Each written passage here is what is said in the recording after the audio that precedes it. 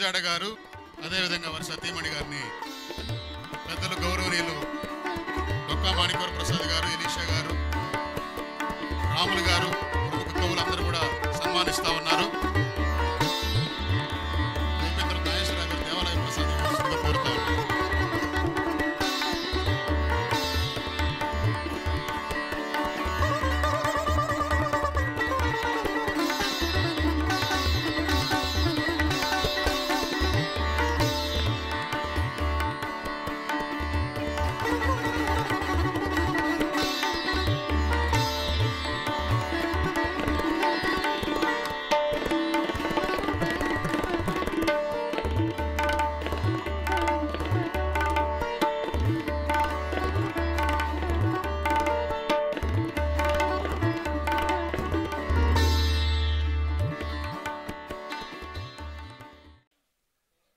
గురజాడ గారి మరి ప్రసంగం జాషువా పద్యానికి పట్టాభిషేకం ప్రారంభం కాబోతుంది.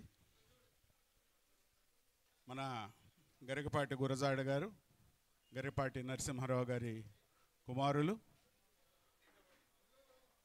అనంతపురం సెంట్రల్ యూనివర్సిటీలో సహాయ ఆచార్యులుగా హెడ్ ఆఫ్ ది డిపార్ట్మెంట్ తెలుగులో ప్రస్తుతం పనిచేస్తూ మరి తండ్రి ఇచ్చిన మరి ఆ అవకాశాన్ని అందిపుచ్చుకొని చక్కగా ప్రవచనాలు చెప్పటం, పద్యాలు ఆలపించటం, జనరంజకంగా ఉండే మరి చక్కటి మరి ప్రవచనాలు చెప్పటం అనేది ఆయన సొంతం. అటువంటి గురజాడ గారు ఈరోజు మన మధ్యకు రావటం మాకెంతో సంతోషం. మరి ఈరోజు వారి ప్రవచనాలు, వారి జాషువా గారి పట్టాభిషేకం విని ఆనందిద్దాం. చకాంతి అనగా శృతి భావరసపూర్ణ శతపత్ర పీఠము విశ్వంభర పూర్ణ వేది అనగా జలధి తరంగడోలిక లలిత వీధి సుఖ విహంసధ్వనికి మేలు శృతులు గూర్చి వల్లకిని పల్లవించెడి వాణి కరుణ ఏడుగడ యౌచు ఎప్పుడు నన్నేలుగాక. శరన్నవరాత్రుల సందర్భం, జాషువా కవి మీద ప్రసంగం, రెండు చాలా విచిత్రమైన సమన్వయం కలిగినవి. జాషువా అనగానే ఏదో ఒక మనుషులకుండే సహజ లక్షణం వల్ల ప్రతి ఒక్కరిని ఏదో ఒక తాటిక కట్టే ప్రయత్నం చేస్తూ ఉంటాం మనం అందరం ఏదో ఒక రకంగా. కానీ ఆయన ఏ పంజరంలోనూ చిక్కుకోనని ఆయనే స్వయంగా చెప్పుకున్నాడు. నేను విశ్వనరుణ్ణి, నన్ను ఒక తాటికి కట్టే ప్రయత్నం చేయకండి, నేను అందరికీ సంబంధించిన వాడిని, ఒకరికి వ్యతిరేకిని కాదు, ఒకరికి అనుకూలుణ్ణి కాదు, సమానత్వం కోరుకునే ప్రతి ఒక్కరికి నేను అనుకూలుణ్ణి, అలాగని నేను ప్రత్యేకించి ఎవరికి వ్యతిరేకుణ్ణి కాదు. ఆత్మాభిమానం ఉంది, ఆత్మగౌరవం ఉండి తగిన గౌరవాలు దక్కితే అందరినీ సమానంగా గౌరవించాలి అని నినదించిన మహాకవి. ఇందాక సభాధ్యక్షులు మాట్లాడుతూ నన్ను పరిచయం చేసేటప్పుడు జాషువా గారి కుమారుడు అన్నారు, గరికపాటి వారి కుమారుడు అనకుండా. అదేదో తప్పని వారు అనుకుంటున్నారు, కానీ నాకు లభించిన అరుదైన సత్కారంగా నేను దాన్ని భావన చేస్తూ ఉన్నాను. నిజంగా జాషువా మహాకవి ఆ మాట అంటే ఇక నా జీవితానికి ఇంకేం అవసరం లేదు. నేను మరొక పురస్కారం కానీ, మరొక సంతోషం కానీ, ఒక సంబరం కానీ నేను కోరుకోను. ఎందుకంటే ఆయన గురించి మాట్లాడే అవకాశం రావడమే ఒక అదృష్టం, ఒక సమానత్వ కెరటం జాషువా. అటువంటి మహానుభావుడి పద్యానికి పట్టాభిషేకం, అది శరన్నవరాత్రుల సందర్భం. శరన్నవరాత్రులు అనగానే 9 రోజుల పాటు 9 రూపాలలో అమ్మవారిని మనం దర్శించే ప్రయత్నం చేస్తూ ఉంటాం. రకరకాల అలంకరణలు చేసి మనకే అలంకరణ చేసుకున్నంత బాగా ఆవిడికి చేసి మనం మురిసిపోతూ ఉంటాం. అలంకరణ చూసి ఎంత ముద్దుగా ఉందో మా అమ్మవారు. బాల్యం నుంచి వృద్ధాప్యం వరకు రకరకాల రూపాలలో ఆవిడని అలంకరించి మురిసిపోతూ ఉంటాం. 9 రూపాలే ఎందుకు? అమ్మవారికి 9 రూపాలు మాత్రమే ఉన్నాయా? అమ్మవారికి అనంత కోటి రూపాలు. అనంత కోటి రూపాలలో ఒక్కొక్కరికి నచ్చే రూపం ఒక్కొక్కటి. ఒక్కొక్క వయస్సు వారికి ఒక్కొక్క రూపం నచ్చవచ్చు, ఒక్కొక్క భావజాలం కలిగిన వారికి ఒక్కొక్క రూపం నచ్చవచ్చు. అందుకని అనంత కోటి రూపాలు కలిగిన అమ్మవారిని, శారదాదేవిని, సాక్షాత్తు శారదా దర్శనం పొంది కావ్యాలను రచించడానికి పూనుకున్న మహాకవి జాషువా కూడా రకరకాల రూపాలలో అమ్మవారిని దర్శించే ప్రయత్నం చేశాడు. కన్నతల్లి రూపంలో, తెలుగు తల్లి రూపంలో, భరతమాత రూపంలో, సాక్షాత్తు శారదాదేవి రూపంలో, ఇలా మరెన్నో రూపాలలో ఆయన స్త్రీమూర్తులలోనే అమ్మవారిని దర్శించే ప్రయత్నం చేశారు. ఆవిడకున్న అనంతకోటి రూపాలలో అవి కూడా అద్భుతమైన రూపాలు. జాషువాకి ఒక కన్ను దేశభక్తి అయితే ఒక కన్ను దైవభక్తి. ఆయన పెట్టుకునే ఆ అందమైన కళ్ళజోడు తెలుగు భాష. ఈ మూడు లేనిది తెలుగు జాషువా లేడు. అంటే ఆ దేశభక్తిని, ఆ దైవభక్తిని అంతే జాగ్రత్తగా, అంతే మధురంగా, అంతే తీక్ష్ణంగా అందరికీ అందించడం కోసం తెలుగు భాషను ఒక సాధనంగా చేసుకున్న మహాకవి. నేను క్రితం ఏడాది ఇదే రోజున మాట్లాడినప్పుడు గోవు అనే ఖండికను ప్రస్తావించి గోవును ఆయన ఎంత బాగా వర్ణించాడో చెబుతూ, గోవు గురించి ఆయన రచించిన పద్యాలన్నీ కూడా స్వామివారి సుప్రభాత సేవలో పెట్టడానికి యోగ్యత కలిగిన అద్భుతమైన జాతిరత్నాలు అని చెప్పి నేను అందరినీ కోరి ఉన్న దేవాలయాలలో ఈ పద్యాలు మారుమ్రోగాలి అని చెప్పి, గోవే నిజంగా దానికి స్పందించే అవకాశం ఉంటే నా గురించి ఇంత బాగా దిలీపుడు గోసేవలో తప్ప ఇంకెక్కడా వర్ణించలేదని గోవే మొత్తుకుంటుంది, హాయిగా స్పందిస్తుంది. అంత అద్భుతమైన పద్యాలు. అయితే నేను ప్రసంగానికి ఒక 1.5-2 గంటలు తయారైనా కూడా మనకు అంత అవకాశము లేదు కాబట్టి సమయాన్ని దృష్టిలో పెట్టుకుని నేను తయారైన ప్రసంగంలోని సారాంశాన్ని, జాషువా దర్శించిన అనంత కోటి రూపాలలో కొన్ని రూపాలని ఆయన పద్యాలలోనే మీకు అందించే ప్రయత్నం చేస్తాం. ఎన్నో రూపాలలో మనం దర్శించేందుకు సిద్ధపడుతుంటాం, కానీ అందరికంటే ముందు మనం నమస్కరించవలసిన రూపం కన్నతల్లి. ఎన్ని రూపాలను వర్ణించిన, ఎంత ప్రేమ బయట కురిపించినా, దేవాలయాలలో కురిపించినా, అనాథాశ్రమంలో కురిపించినా, ఎక్కడ కురిపించినా, ముందు కన్నతల్లికి గౌరవం చేయనప్పుడు, ఆవిడికి అగ్రతాంబూలం ఇవ్వనప్పుడు ఇక మనం చేసే సేవ అంతా కూడా వృధా. అందుకని ముందు కన్నతల్లి. మా తల్లి కడుపులో మసలు ప్రేముడు చింది, మా తల్లి కడుపులో మసలు ప్రేముడు చింది, జలధులై ఇల మీద నిలుచునేమో. మా తల్లి కడుపులో మసలు ప్రేముడు చింది, జలధులై ఇల మీద నిలుచునేమో. మా తల్లి మాట, మా తల్లి నా మీద మలపు చల్లని చూపు, మంచు వెన్నెలపు కిలించునేమో. మా తల్లి నా మీద మలుపు చల్లని చూపు, మంచు వెన్నెలపు కిలించునేమో. మాయంబ నోట కమ్మని మాట తేనెయే కలశవరాశిలో మొలిచెనేమో. మాయమ్మ నోట కమ్మని మాట తేనెయే కలశవరాశిలో మొలిచెనేమో. మా మాత కౌగింటి మరుగున గలహాయి స్వర్గీయ ధృతి కనుప్రాసమేమో. మా మాత కౌగింటి మరుగున కలహాయి స్వర్గీయ ధృతి కనుప్రాసమేమో. చేరి తనమేని నెత్తురుటేరులందు నేను నిలువీతలీదని నెలవులేదు. జనన దినమున పురిటి మంచాల మీద తన గుండె కాయనై నిలచినను. ఎంత అద్భుతంగా చెబుతాడండి తల్లి గురించి. ఇంత ఆస్వాదించే సమయం, తల్లిని ఇంత ప్రార్థించేంత ప్రేమ అనే తీరిక మనకున్నాయా ఇవాళ? నిజంగా అమ్మా అని కమ్మగా ఒక్కసారి పిలిస్తేనే అదృష్టం అయిపోయింది ఇవాళ. మమ్మీ మమ్మీ అంటూ ఈజిప్ట్ దయ్యాన్ని పిలుస్తూ ఉంటాం ఇంట్లో ఎప్పుడు, కానీ అమ్మా అని పిలిచే పిలుపే కరువైపోతున్న వేళ మా తల్లి ప్రేమలో మసలు, మా తల్లి కడుపులో మసలు ప్రేముడి చెంది జలధులై ఇల మీద నిలిచెనే. చిన్నప్పుడు బిడ్డ కడుపులో ఉన్నప్పుడు ఆ ఉమ్మ నీరులో స్నానం చేస్తూ ఉంటాడు. తల్లి భావాలే తన భావాలు, తన భావాలే తల్లి భావాలు, తన భావోద్వేగాలే బిడ్డకి, బిడ్డ భావోద్వేగాలే తల్లికి, అన్నీ ఒకరికొకరికి చక్కగా బదిలీ అవుతున్న సమయంలో ఆ కడుపులో ఉమ్మ నీరే బయటకు వచ్చి, నేను బయటకు వచ్చాక కూడా నన్ను రక్షించడం కోసం భూమండలాన్ని అంతటినీ సుమారు 80% ఆక్రమించిన సముద్రాలే మా అమ్మ ప్రేమ జలధులు. అదే మా అమ్మ ఉమ్మ నీరే అలా తయారయ్యి నన్ను రక్షిస్తోంది అంట. మా అమ్మ నా మీద మలపు చల్లని చూపు, మంచు వెన్నెల బుక్కిలించునే. మంచు వెన్నెల ఎంత చల్లగా ఉంటుంది! 24 గంటలు ఏసీల్లో ఉండేవాళ్ళకు మంచు వెన్నెల గొప్పదనం ఎక్కడ అర్థమవుతుందండి? ఇటువంటి దేవాలయ ప్రాంగణంలో చక్కగా ఆరు బయట కూర్చుని చక్కటి వెన్నెలను ఆశ్రయిస్తూ దాన్ని ఆనందిస్తూ చక్కగా ఆస్వాదిస్తూ ఉండగలిగే రోజుల దగ్గర నుంచి పొద్దున లేచింది మొదలు రాత్రి వరకు సూర్యకిరణాలు పడకుండా, చంద్రకిరణాలు పడకుండా మూసేసిన గదులలో కృత్రిమమైన గాలిని సృష్టించుకొని, కృత్రిమమైన నీళ్లు తాగుతూ అత్యంత కృత్రిమమైన జీవితాన్ని గడుపుతున్న తరానికి ప్రకృతి మీద ఉన్న ప్రేమ ఎక్కడ అర్థమవుతుంది? గనక ఒక కవి కావాలి అంటే చక్కగా ప్రకృతిని గమనించగలగా. అసలు నాకు అర్థం కాని విషయం ఎంతమంది అంగీకరిస్తారో అంగీకరించారో నాకు సంబంధం లేదు, కానీ నేను చదివినంతలోనే జాషువాని మహాకవి మహాకవి అంటారేమిటండి, ఆయన మహాపండితుడు. పండితుడనే మాట జాషువా పక్కన ఎందుకు వాడరండి? కేవలం కవి కవి కవి అంటారేమిటి? కవులు బోల్డన మంది ఉన్నారు, మహాకవులు కూడా కొంతమంది ఉన్నారు. మహాకవి కూడా ఒక స్థాయి, కానీ జాషువా కవి మహాకవిని మించిన స్థాయి జాషువా స్థాయి. ఆయన పండితుడు, చక్కగా శారదాదేవి ఉపాసకుడు, స్వయంగా శారదాదేవి ఆజ్ఞతో రచనలు మొదలుపెట్టిన మహాకవి, అందుకని కవి పండితుడు. చక్కగా అంత పాండిత్యం కలిగిన మహాకవి.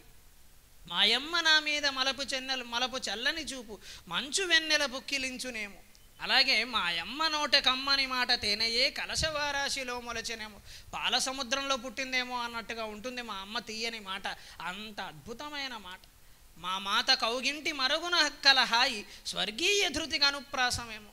తల్లి నిజంగా బిడ్డను ఒక్కసారి చేతులారా అలా వణికిపోతూ కౌగిలించుకుంటూ ఉంటే ఆ కౌగిలింత సాక్షాత్తు స్వర్గంలో నేను తేలితే ఎలా ఉంటుందో అంత అద్భుతమైన కౌగిలింత.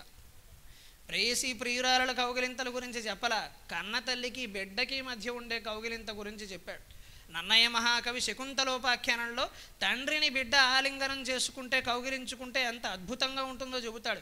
విపరీత ప్రతిభాషలేమిటికి ఉర్వీనాథ ఈ పుత్రగాత్ర పరిష్వంగ సుఖంబు శేకునము ముక్తాహార కర్పూర సాంద్ర పరాగ ప్రసరంబు చందనము చంద్రజ్యోత్స్నయున్ పుత్రగాత్ర పరిష్వంగమునట్లు జీవులకు హృదయంబే కడును సీతమే.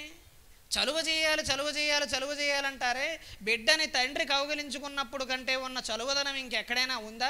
చక్కటి చందనము, చక్కటి వెన్నెల, చక్కటి ముత్యాలహారము, చక్కటి కర్పూరము మనిషి శరీరానికి ఎంత బాగా చలువ చేస్తాయో తండ్రి కౌగిలింత బిడ్డకు అంత చలువ చేస్తుంది అని నన్నయ్య మహాకవి చెప్పాడు. తండ్రి కౌగిలింత గురించి చెప్పారు, కానీ తల్లి కౌగిలింత గురించి ఒక్క మాటలో ఒక మధుర కావ్యాన్ని సృష్టించిన మహాకవి జాషువా.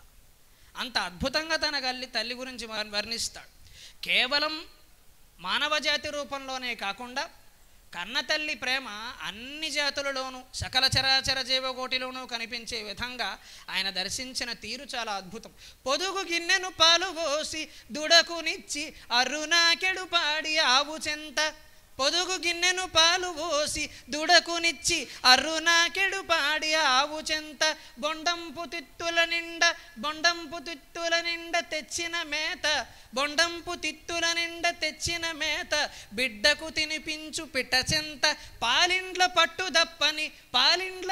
దప్పని పిల్లతో గోడ కొమ్మకు దాటు కోతి చెంత, పాలిండ్ల పట్టు తప్పని బిడ్డతో పిల్లతో కూడా కొమ్మకు దాటు కోతి చెంత, తాంబూల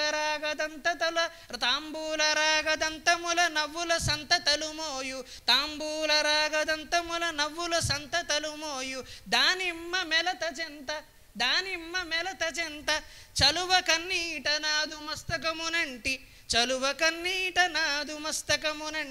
వృద్ధ జనయిత్రి అభిషేకమిచ్చుచుండు, చలువ కన్నీట నాదు మస్తకమునంటి వృద్ధ జనయిత్రి అభిషేకమిచ్చుచుండు, వడకుదనమేలు తన కరాబ్జముల నీడ బ్రతికెదనుగా కనురేండ్ల వరకు నేను. ఎంత అద్భుతమైన వర్ణనండి. తల్లి ప్రేమ కేవలం మానవజాతికే పరిమితమా? ఎంత మహాకవి, ఎంత ఆత్మీయమైన వర్ణన.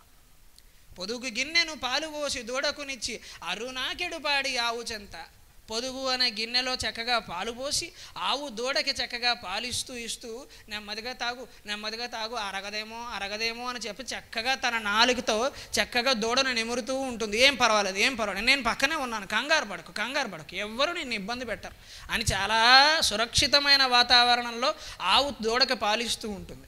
అటువంటి ఆవుల చెంత బొండంపు తిత్తుల నిండా చక్కగా పక్షులు చిన్న అప్పుడే పుట్టిన పక్షులకి ఆహారం తినిపించే విధానం చాలా ఆశ్చర్యంగా ఉంటుంది. అసలు సృష్టిలో సూర్యోదయానికి కంటే ముందు లేచే అరుదైన జీవరాశిలో పక్షులు ఒకటి. పక్షులే మనల్ని లేపుతాయి. ఈరోజు పక్షులు కాదు కదా, 100 అల్లారములు పెట్టినా మనల్ని లేపే శక్తి ఎవరికి లేదు ఇవాళ. కానీ పొద్దున్నే లేచి సూర్యోదయం కంటే ముందే లేచి ఇంత అద్భుతమైన వర్ణనలు చూడగలిగితే, ఇంత ప్రకృతిని ఆస్వాదించగలిగితే అప్పుడు జాషువా కవిత్వంలో ఉన్న మాధుర్యం మనకు అర్థమవుతుంది. అంత ఉదయాన్నే లేచే ముందు అవకాశం ఉందా? 10ంటికి 12ంటికి లేచే వాళ్ళకి ఏం చెబుతామండి పక్షుల గురించి? చక్కగా పక్షులు పొద్దున్నే వేటకు బయలుదేరి హాయిగా ఆహారాన్ని తెచ్చుకుని బొండంపు తిత్తుల నిండా తెచ్చిన మేత, ఆ ఆ మేతని చక్కగా గొంతులో బంధించుకొని అన్ని ముక్కుతో తేలేవు పాపం. అందుకని గొంతులో ఇక్కడ బంధించుకుని ఇక్కడ తిత్తులలాగా వేళ్లాడుతూ ఉంటాయి. పట్టుకొచ్చి చక్కగా బిడ్డ నోట్లో గుచ్చుతూ ఉంటుంది కొద్ది కొద్దిగా ఆహారం. అటువంటి పక్షి చెంత. అలాగే పాలిండ్ల పట్టు తప్పని పిల్లతో కూడా కొమ్మ కొమ్మకు దాటు కోతి చెంత. కోతిది ఒక మధురమైన ప్రేమ. చిన్న బిడ్డ తనని కౌగిలించుకుంటుంది. ఈ కోతి కూడా ఒక చేత్తో బిడ్డని ఇలా జాగ్రత్తగా శరీరానికి అదుముకొని గట్టిగా పట్టుకొని ఒక్కొక్క కొమ్మకు విచిత్రంగా దూకేస్తూ ఉంటుంది. కానీ ఎక్కడా కూడా ఆ పాలిండ్ల పట్టు తప్పనివ్వదు. అది బిడ్డ నోటి నుంచి పక్కకి జారనివ్వదు. అంత జాగ్రత్తగా ఉండే కోతి చెంత. తాంబూల రాగదంతముల నవ్వుల సంతతులు మోయు దానిమ్మ మెలత చెంత. కాస్త పూర్వకాలంలో ఇప్పుడు ఎటువంటి సంప్రదాయాలు ఉన్నాయో తెలియదు కానీ బిడ్డకి పాలిచ్చే ముందు ఆడవాళ్ళు అప్పట్లో తాంబూలం వేసుకునేవారు. ఆ తాంబూలం వేసుకున్నప్పుడు దంతాలు చక్కగా ఎర్రగా అయిపోయి ఎర్రని రంగును సంతరించుకొని మధ్యలో తెల్లగా పళ్ళు మెరుస్తూ ఉంటే దానిమ్మ గింజలు బాగా పండిన దానిమ్మ గింజలాగా దానిమ్మ మెలతలాగా మెరిసిపోతూ ఉన్న స్త్రీ చెంత చలువ కన్నీట నాదు మస్తకమునంటి వృద్ధ జనయిత్రి అభిషేకం ఇచ్చుచుండు. మా అమ్మ అంటే జాషువా తన తల్లిని వర్ణిస్తున్నాడు. ఎంత ప్రేమో. ఈయనకి 70 ఏళ్ళు వచ్చినా 80 ఏళ్ళు వచ్చినా ఆ ప్రేమ తరగలేదు. ఆవిడికి 90 ఏళ్ళు వచ్చినా ఈయన ప్రేమ తరగలేదు. ఈరోజు మనకి పెద్దవాళ్ళు వృద్ధులు రాలిపోవకముండే సోలిపోకుండగా మిగల మృగ్గిన పండ్ల మేలుగొనుడు అని నాన్నగారు చెప్పిన పద్యం. వారు వెళ్ళిపోయాక అయ్యో మా నాన్నగారు వెళ్ళిపోయారే, ఉండుంటే బాగుండేదే, ఆయన పేరు మీద నేను పురస్కారాలు ఇస్తాను, ఆయన పేరు మీద నేను చారిటబుల్ ట్రస్ట్ పెడతాను, సేవా సంస్థ పెడతాను, మా అమ్మ పేరు మీద ఇంత సేవ చేస్తానని అందరూ డాంభికాలు పోతారే కానీ వాళ్ళు బ్రతుకున్నప్పుడు కాళ్ళు నొక్కడానికి మనం కేటాయించిన సమయం ఎంత? కాళ్ళు నొక్కడానికి సమయం లేదు మనకిక్కడ. కానీ వాళ్ళు వెళ్ళిపోయాక మా నాన్నగారు మహానుభావుడు, మా అమ్మ మహాసాధ్వి, నేను సేవలు చేయలేకపోయానే. ఎప్పుడు దురదృష్టవశాత్తు ఆధునిక జీవితంలో మనకు వచ్చి పడుతున్న అతిపెద్ద సమస్య ఎప్పుడు మనం జరుగుతున్న దాని మీద దృష్టి పెట్టం. తల్లిదండ్రుల దగ్గర ఉన్నప్పుడేమో ఆఫీసులోనో లేకపోతే ఉద్యోగ జీవితంలోనో ఇతరత్ర వ్యక్తిగత జీవితంలో ఏం సమస్యలు వచ్చేస్తున్నాయో అని దాని గురించి ఆలోచిస్తూ ఉంటాం. వారిని వదిలేసి వేరే ఊరు వెళ్ళిపోయాక మా అమ్మ నాన్న క్షేమంగా ఉన్నారో లేదో అని అప్పుడు ఆలోచిస్తూ ఉంటాం. చేసే పని మీద ఎప్పుడూ దృష్టి ఉండదు. ఎంతసేపు తప్పించుకోవటమే ఎస్కేపిజం. కళ్ళ ముందు అమ్మ నాన్న కూర్చున్నారు, 10 నిమిషాలు ఉంటారో 15 నిమిషాలు ఉంటారో అనకూడదు. భగవంతుడు ఎప్పుడు పిలుస్తాడో తెలియదు. ఈ మధురమైన 15 నిమిషాలు గడిచిపోతే ఆయన ఉండడేమో మనకేం తెలుసు. బోడి జీవితం తర్వాత చూసుకోవచ్చు, బోడి ఉద్యోగం తర్వాత చేసుకోవచ్చు. అంత మహానుభావుడు, అంత సహనం కలిగిన తల్లి, అంత మహానుభావుడైన తండ్రి మళ్ళీ దొరుకుతాడా? మనం కోరితే మాత్రం దొరుకుతాడా? కేవలం చిత్రపటానికి పరిమితం అయిపోతాడే. ఈరోజు జాషువా కవి పరిమితం అయిపోయినట్టుగా నేను ఎన్నోసార్లు అనుకుంటూ ఉంటాను, కాస్త ముందు పుట్టి ఉంటే, పూర్వజన్మ ఏమిటో నాకు తెలియదు, కాస్త ముందు పుట్టి ఉంటే ఆ మహానుభావుడి పాదాలను ఒక్కసారైనా నేను స్పృశించగలిగేవాడిని కదా. ఎంత దురదృష్టవంతుడిని ఆయన కాలంలో పుట్టలేదనుకుంటాను.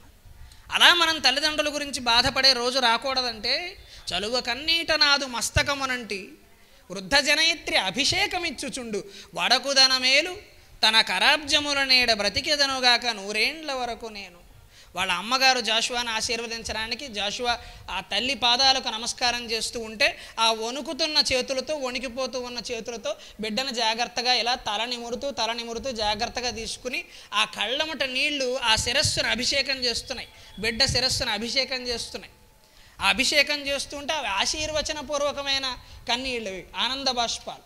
అందుకని ఆశీర్వచనపూర్వకంగా వారు ఆ ఆనంద బాష్పాలను కురిపిస్తూ ఉంటే వడకుదన మేలు తన కరాబ్జముల నీడ, తన చేతులనే పద్మాలు నన్ను నిండుగా ఆశీర్వదించి నాయన నా ఆయుర్దాయం కూడా పురుసుకుని చల్లగా బ్రతుకు నాయన, సమానత్వం గురించి వేదికలెక్కి మాట్లాడుతున్నావు, కావ్యాలు రాస్తున్నావు, నువ్వు బ్రతకాలి, నువ్వు చల్లగా ఉండాలి. ఈ తల్లి ఆశీర్వచనం బిడ్డకి చాలా శ్రీరామ రక్ష కంటే గొప్ప రక్ష. ఒక అద్భుతమైన సర్వీలెన్స్, చాలా అద్భుతమైన రక్షణ. ఈ ఆశీర్వచనాన్ని పొందడం నిజంగా అదృష్టం. తల్లిదండ్రులు నిజంగా వారి పాదాలు తాకి అద్భుతంగా మనని ఆశీర్వదిస్తే అంతకు మించిన రక్షణ మరొకటి అవసరం లేదు. శ్రీరామ రక్షా స్తోత్రం మనిషికి ఎంత రక్షణ కల్పిస్తుందో తల్లిదండ్రుల ఆశీర్వచనం అంత రక్షణ కల్పిస్తుంది. అందుకని జాషువా కవి చుట్టూ ఆ సమానత్వ కెరటాన్ని ఎగురవేస్తున్న జాషువా కవి చుట్టూ, కండువాని ఎగురవేస్తున్న జాషువా కవి చుట్టూ తన తల్లి తన ప్రేమను చక్కగా అందంగా అలంకరించింది. నా బిడ్డను నేను కాపాడుకుంటానని అంత అద్భుతమైన కన్నతల్లి రూపంలో కూడా ఆయన శారదాదేవిని సాక్షాత్తు అమ్మవారినే దర్శించు. మరొక అద్భుతమైన రూపం తెలుగు తల్లి. ఇందాక ప్రస్తావిస్తూ తెలుగు భాష ప్రస్తావన కూడా చేశాం. తెలుగు తల్లి గురించి జాషువా రాసిన పద్యాలు కూడా చాలా శిఖరాయమానమైన, చాలా ఆలోచింపదగిన. కృతులందుటకు పల్లకి మోయ దొరకొన్న కృష్ణరాయుడు రాజ్యమేలునాడు. కృతులందుటకు పల్లకి మోయ దొరకొన్న కృష్ణరాయుడు రాజ్యమేలునాడు. ఘన కవి కృతులందుటకు పల్లకి మోయ దొరకొన్న కృష్ణరాయుడు రాజ్యమేలునాడు. తిక్కనగన్న కావ్యంబు మనుమ సిద్ధయును తిక్కనగన్న కావ్యంబు కోర చూపులు చూచుకొన్ననాడు. తెలుగు రాయని ఒప్పులొలుకు గుప్పిటిలోన లేత కస్తూరి గుబాళించునాడు. బంగారు మందిరంబుల సత్కవుల బంగారు మందిరంబుల సత్కవులపై బంగారమేరుల ముత్యాల మందిరంబుల సత్కవులపై బంగారమేరులై పారునాడు. కవుల పల్కులు వేదవాక్యంబులగుచు క్షితితలంబును కంపింపజేయునాడు. గరవంబున నన్నేలగాంచవైతి తెలుపగదవమ్మ ననుగన్న తెలుగు తల్లి. కృతులందుటకు పల్లకీ మోయ దొరకన్న కృష్ణరాయుడు రాజ్యమేలునాడు.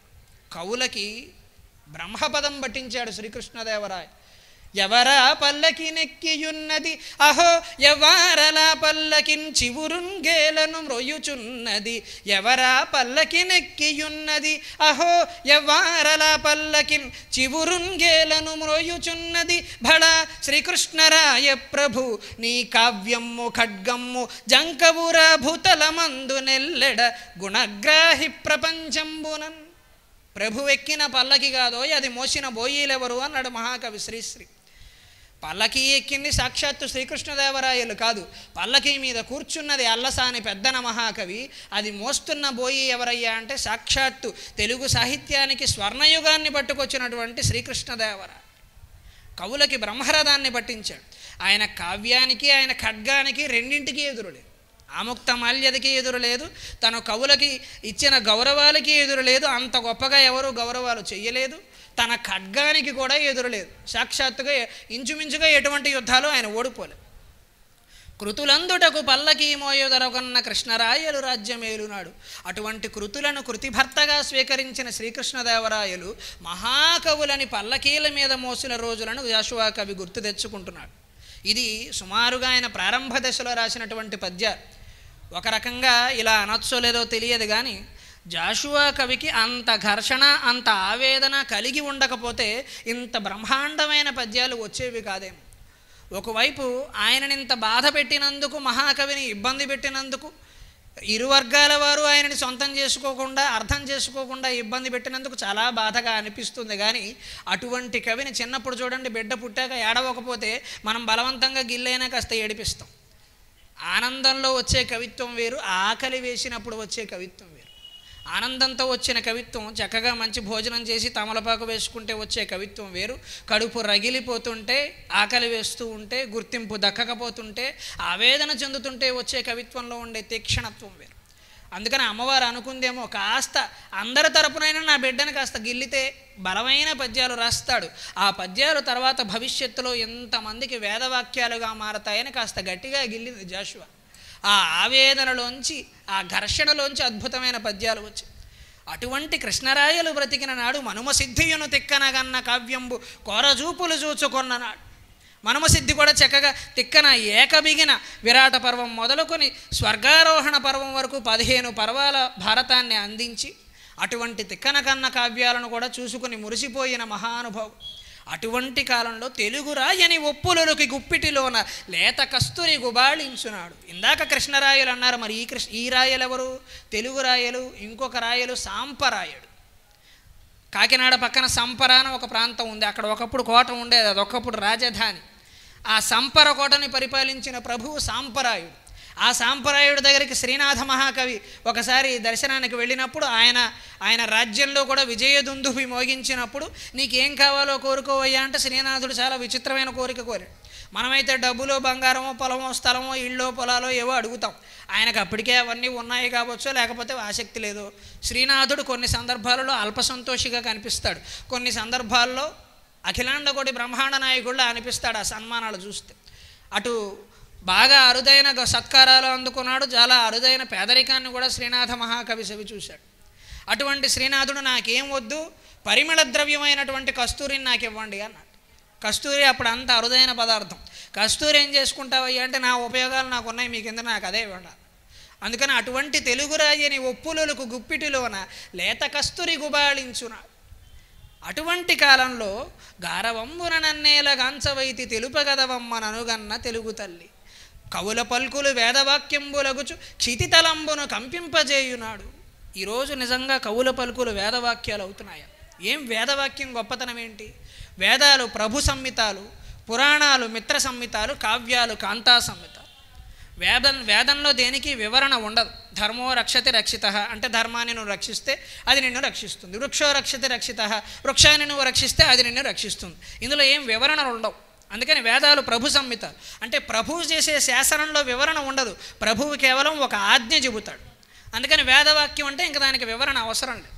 కానీ పురాణాలు ఏం చేస్తాయంటే ఈ వేదాలలో ఉన్న వాక్యాలకి చక్కని కథలను జోడించి ధర్మం మనిషిని ఎలా రక్షిస్తుందో చెప్పడానికి ఒక కథ అల్లి చక్కగా మిత్రుడు భుజం మీద చెయ్యి వేసి ఎలా మాట్లాడతాడో పురాణం మనతో అలా మాట్లాడుతుంది. ఇలా అందంగా పురాణాలు చెప్పిన కథలని కాంతా సంహితాలైనటువంటి కావ్యాలు కాస్త కమర్షియల్ సినిమాలాగా మనకు అందిస్తాయి. ఇదే కథని కాస్త రమ్యంగా అష్టాదశ వర్ణనలతో, అద్భుతమైన వర్ణనలతో, చక్కగా నవరసాల పోషణతో అద్భుతంగా మనస్సుకు రంజింపజేసే విధంగా చక్కగా ఈ కావ్యాలు అందిస్తాయి. అటువంటి కవులు పలికిన పలుకులకి వేదవాక్యాలైన రోజులు ఉన్నాయా? కవుల పలుకులు వేదవాక్యంబులగుచు. అందుకే సుకవి జీవించే ప్రజల నాల్కలయందు అన్నారు. రాజు మరణించనొక తార రాలిపోయి, కవియు మరణించనొక తార గగనమెక్కే. రాజు జీవించే రాతి విగ్రహములందు సుకవి జీవించే ప్రజల నాలుకలయం.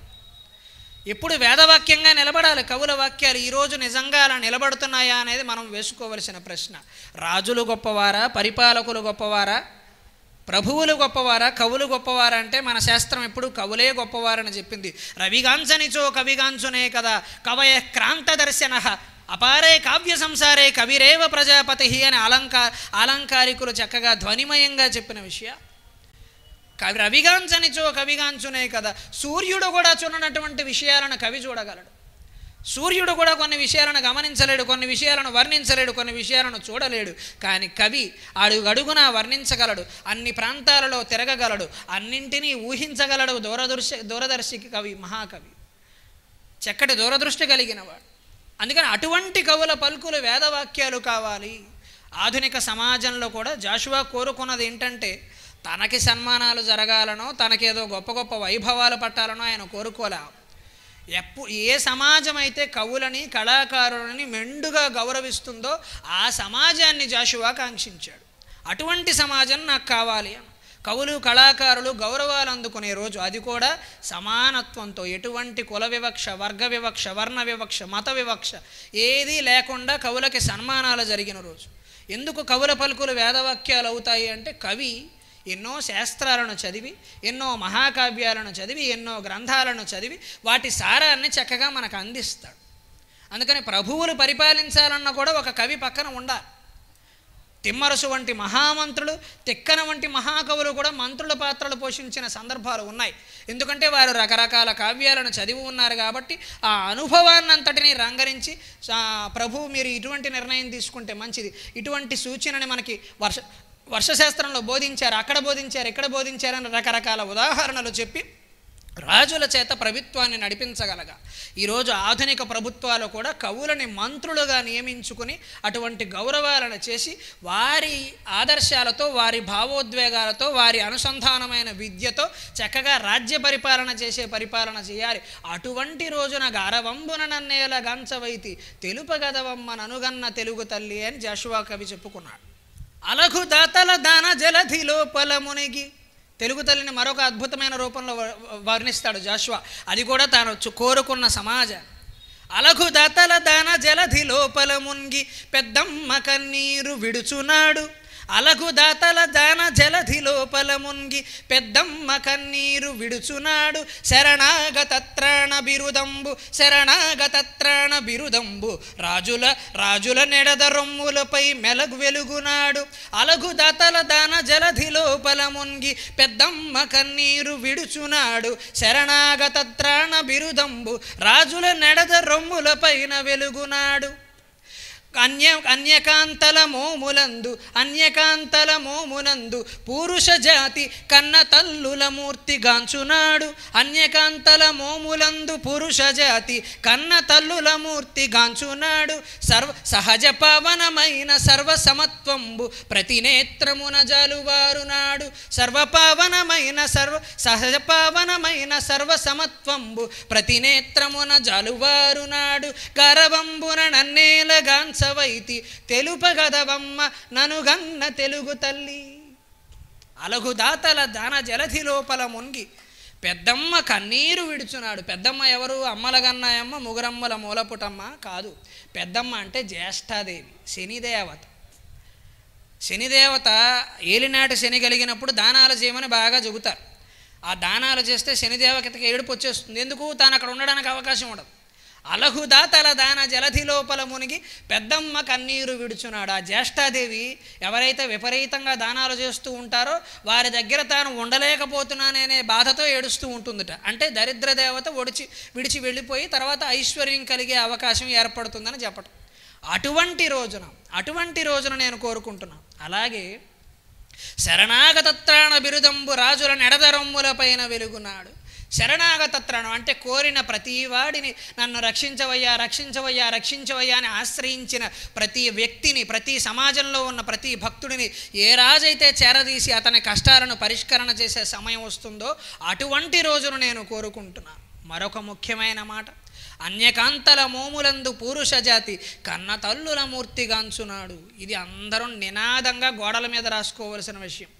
అన్యకాంతల మోములందు మన భార్య తప్ప ఇతర స్త్రీ ఎవ్వరు కనిపించినా కూడా కన్న తల్లితో సమానంగా కనిపించే రోజు ఏదైతే వస్తుందో అది జాషువా కవికి అసలైన సత్కారం అని చెప్పుకున్నాడు మహానుభావు. అంత ఆదర్శవాది. అన్యకాంతల మోములందు పురుష జాతి అంటే అటువంటివి జరగకూడదు, ఇటువంటి అత్యాచారాలు జరగకూడదు, ఆడవాళ్ల పట్ల మర్యాదలు జరగాలి అంటే మన శిక్షాస్మృతి చాలా గట్టిగా ఉండాలి. శిక్షాస్మృతి అంటే వేసే శిక్షలు చాలా బలంగా ఉండాలి. అప్పుడే ఈ ఆలోచన కలిగిన వాడిలో ఒక భయం మొదలవుతుంది. ఇటువంటి చట్టాలు ఇటువంటి వాటివి అనుమతిస్తాయో నాదో నాకు తెలియదు, కానీ పూర్వకాలంలో ఇటువంటి భయంకరమైన నేరాలకి శూలారోపణ శిక్ష వేసేవారు. శూలారోపణం అంటే చాలా అన్యాయంగా ఉంటుంది శిక్ష. బాగా బలమైన గుణపాన్ని, సూదిగా ఉన్న గుణపాన్ని ఒకదాన్ని తీసుకొచ్చి మధ్యలో కూర్చోబెట్టి ఈ నేరం చేసిన వాడిని తీసుకొచ్చి సరదాగా దాని మీద కూర్చోబెడతారు. చాలా భయంకరంగా ఉంటుంది పరిస్థితి. కదిలిన కొద్దీ లోపలికి దిగుతూ ఉంటుంది. పైగా వెంటనే చావడు. ఇది 5 నిమిషాల్లో జరిగే వ్యవహారం కాదు, 3-4 రోజులు పడుతుంది సుమారుగా. అది కొద్దిగా దిగి మనిషిని చీలుస్తూ లోపలికి వచ్చి ఇంచుమించు ఈ హృదయ స్థానానికి వచ్చాక అప్పుడు మనిషి మరణిస్తాడు. ఇటువంటి శిక్షని ఒక్కసారి మనం ఊహించుకుంటేనే ఒళ్ళు జలధరింపగలుగుతోంది మనకి. అది నేరుగా చూసిన వాడికి ఎంత భయం పట్టుకుంటుందండి. ఇటువంటి భయంకరమైన శిక్షాస్మృతి అంటే అదే చెయ్యమని కాదు, కానీ శిక్షలు అంత బలంగా ఉన్నప్పుడు మనుషులు భయపడే అవకాశం ఉంటుంది. అప్పుడు స్త్రీల పట్ల జరుగుతున్న రకరకాల అగౌరవాలు ఆగేందుకు అవకాశం ఉంటుంది. కీచకవధ ఘట్టంలో కూడా నర్తనశాలలో భీముడు ఆ కీచకుణ్ణి పిండిగా చేసి చెక్కని ముద్దగా చేసి తుష్టుడై చపాతీ పిండి నలిపినట్టు నలిపి పారేస్తే తర్వాత రోజు ద్రౌపది ఆ వీధిలో నడుచుకుంటూ ఉంటే చుట్టుపక్కల వారు ఆవిడ ఈ వీధిలోంచి వస్తోందని వేరే వీధిలోంచి నడిచి పెడతారు. భయం. పొరపాటున కానీ ఆవిడని కళ్ళెత్తి చూసామంటే అమ్మో మనని కూడా పిండి చేసేస్తారేమో అనే భయం. ఈ భయం ఎప్పుడైతే మనుషుల హృదయాల్లో ప్రవేశిస్తుందో అప్పుడు సహజంగా ఒక గౌరవం కూడా అన్యకాంతల మోములందు పురుష జాతి కన్న తల్లుల మూర్తిగాంచున్నాడు. తన భార్యను తప్ప ఇతరులు ఎవరు కనపడినా కూడా మా అమ్మ ఈ రూపంలో నాకు కనిపించిందని నమస్కారం చేసుకో. లక్ష్మణుణ్ణి మామూలుగా రామాయణాల్లో చాలా కల్పిస్తూ ఉంటారు. కొన్ని చక్కగా అందమైన కలయికలు ఉంటాయి, కొన్ని అందమైన వర్ణనలు ఉంటాయి. సీతాదేవి అందమైన చిత్రాన్ని గీవయ్యా, సీతాదేవి ఎలా ఉంటుందో చెప్పవయ్యా అంటే పాదాల వరకు గీచి విడిచిపెట్టేసేట మహానుభావం. పాదాల వరకే గీసి విడిచిపెట్టామేమిటయ్యా, మిగిలిన చిత్రం ఏది అంటే నేను అంతకు మించి ఎప్పుడు మా వదినమ్మని నేను తలెత్తి చూడలేదు కదా అన్నమాట. అది లక్ష్మణుడి సంస్కారం. ఆ సంస్కారం ఈరోజు మనకు వచ్చే అవకాశం ఉందా? అంతటి సంస్కారాన్ని మనం సంపాదించగలిగితే అది జాషువా పద్యానికి అసలైన పట్టాభిషేకం. స్త్రీల పట్ల మన సంస్కారం ఆ స్థాయిలో ఉండాలి. 100 పద్యాలను నోటికి వచ్చు. జాషువా పద్యాలు నేనంటే ఏదో 30-40 పద్యాలని నోటికి వచ్చిన వాడినేమో. ఇక్కడ కూర్చున్న వాళ్ళు, నాటకాల నుంచి పద్యాలు ఆలపిస్తున్నవారు 100 పద్యాలు వచ్చిన వారు ఉన్నారు. ఎంతోమంది మనం పద్యాలను చదువుతున్నాం. ఎంతమంది నిత్య జీవితంలో ఆచరించే ప్రయత్నం చేస్తున్నాం.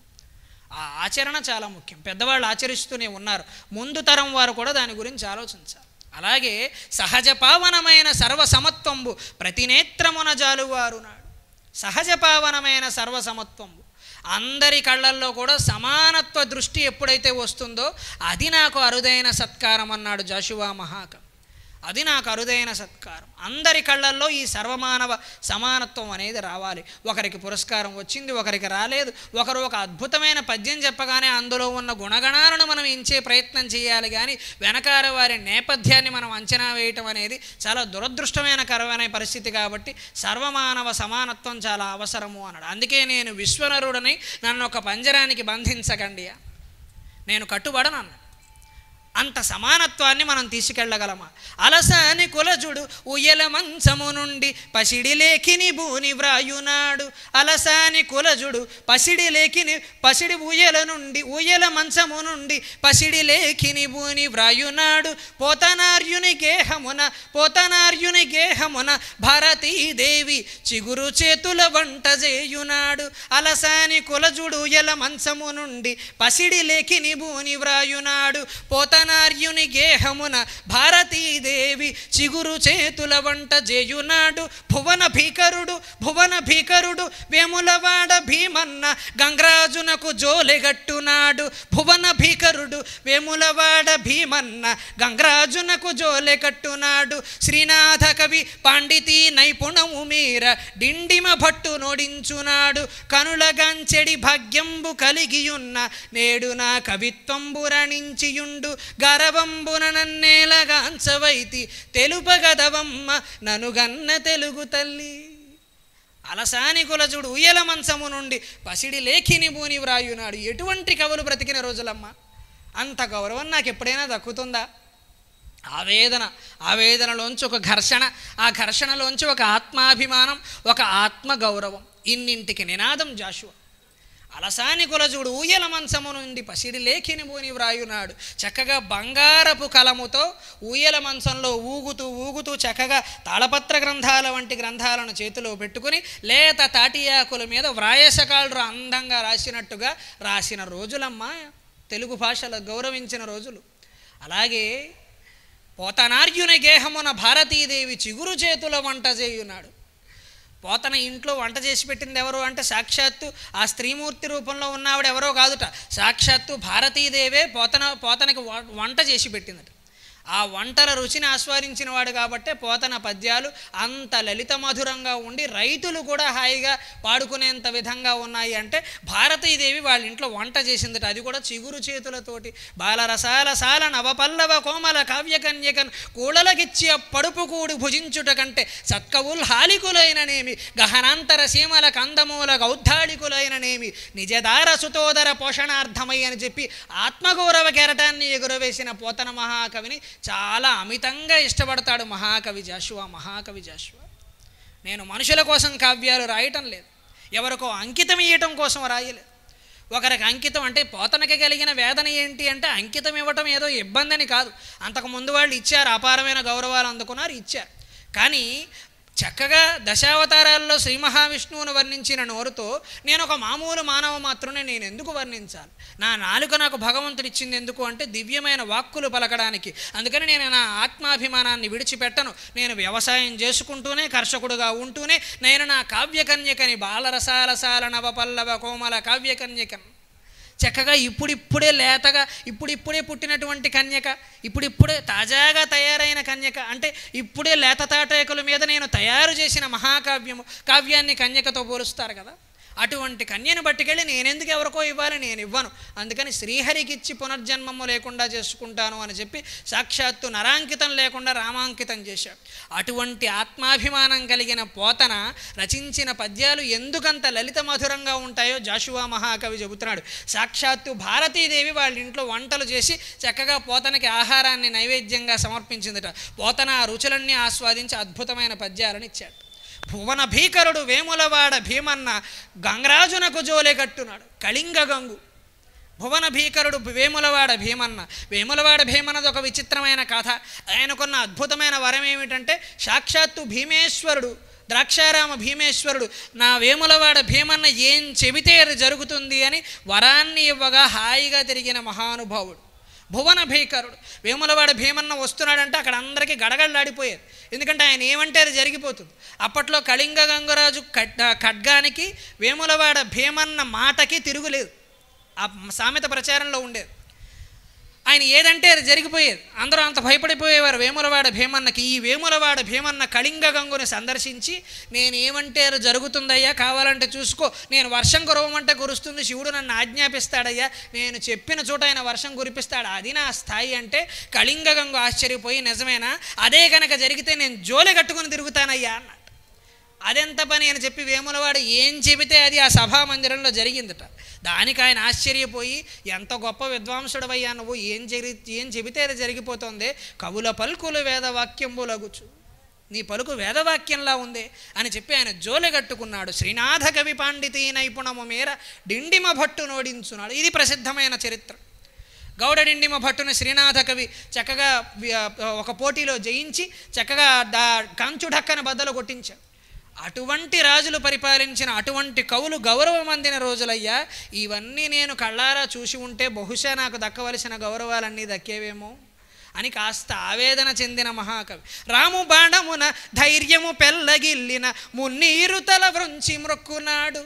రాము బాణమున ధైర్యము పెళ్ళగిల్లిన మున్నీరు తల వంచి మ్రొక్కునాడు. ప్రాయంబు జారిన బోయ నాయకురాలు గుడిసెలో రాముని కొలుచునాడు.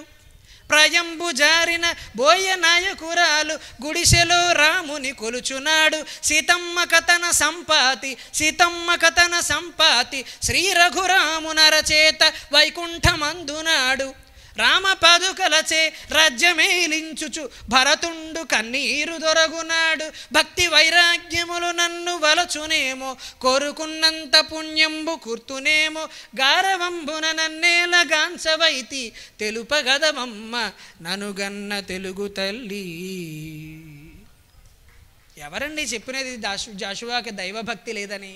ఆయన దైవభక్తిని దేశభక్తిని అర్థం చేసుకునేంత స్థాయి మనకుందా అని మనం వేసుకోవలసిన ప్రశ్న.